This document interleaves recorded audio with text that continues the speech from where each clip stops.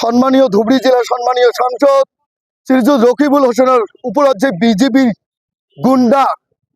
আজি আমার সাংসদ মহোদয়ে এখন পাবলিক মিটিংত গৈ আছিল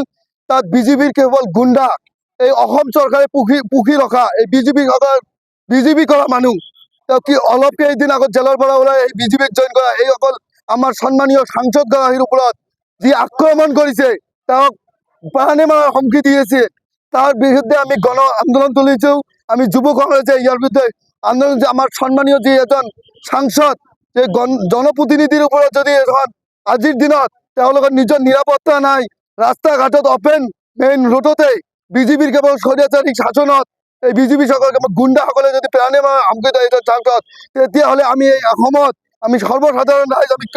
কোনখন পজিশনত আছো এই হিমন্ত বিশ্ব শৰ্মাক আমি সকীয়াই দিব বিচাৰিছোঁ তেওঁ এই গৃহ বিভাগ চলাবলৈ সক্ষম হোৱা নাই তেওঁ অনতিপলমে গৃহ বিভাগৰ পৰা পদত্যাগ কৰিব লাগে অন্যথা আমি ইয়াৰ পিছত আৰু ভয়ংকৰ আন্দোলন কৰি তুলিম আৰু উত্থাপন কৰোঁ আমি উচিত আমাৰ যিসকল শাস্তি তেওঁলোকক কৰায়ত্ব কৰিব লাগে উচিত তদন্ত কৰিব লাগে এই বিৰুদ্ধে আমি চাওঁ উচ্চ পৰ্যায়ত এখন তদন্ত হ'ব লাগে ইয়াৰ আগতে আমি চামগুৰি বিধানসভাত চাইছিলোঁ বিজেপিৰ গুণ্ডাসকলে তেওঁলোকৰ একো আঁকোৱালি লোৱা নাই আমি নিশ্চয় ভাবিম এই কাৰ্যত আমাৰ মাননীয় মুখ্যমন্ত্ৰী জড়িত আছে নহ'লে এনেকুৱা এজন সাংসদত তেওঁ 10 লাখ ভোটত আমাৰ ধুবুৰীৰ পৰা জিকাই যায় এজন জনপ্ৰতিনিধিক ৰাস্তাত কেনেকৈ বিজেপিৰ গুণ্ডা আৰু প্ৰশাসনে নিমাত হৈ আছে তাৰ বিৰুদ্ধে আমি উচিত নাই বিচাৰিলোঁ আৰু মই ক'ব বিচাৰিছোঁ যে আমাৰ যিজন নগাঁৱৰ SP আছে এই SP-জন আমি ক'ব বিচাৰিছোঁ 24 ঘণ্টাৰ ভিতৰত যদি আমাৰ এই যিসকল কালপিকে এই দুৰ্কৃষ্ট বস্তুগুলি আমি নিৰাপত্তাৰ পৰা বঞ্চিত আছোঁ কাৰণ জনপ্ৰতিনিধিৰ ওপৰত যেনেকৈ আক্ৰমণ কৰিছে এজন MP এজন MLA নিৰাপত্তা নাই এখন অসমত আৰু নিৰাপত্তা যে অসমৰ পৰা নিৰাপত্তা এজন আমাৰ সাংসদক নিৰাপত্তা ৰখি দিছে তাৰ ওপৰতো যেনেকৈ নিৰ্মম মানে প্ৰহাৰ কৰিছে এইটো বৰ ঘৃণনীয় বস্তু এইখিনি আমি নিন্দনীয়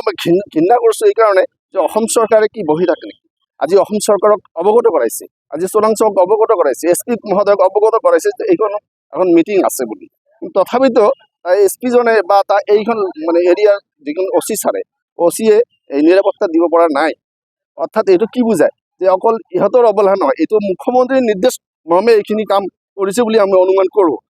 গতিকে মই দাবী উত্থাপন কৰোঁ যে যিজন MP আমাৰ ধুবুৰীৰ পৰা ইমান ভোটত জিকিছে এইজন MP-ক তাত কিয় এনেকৈ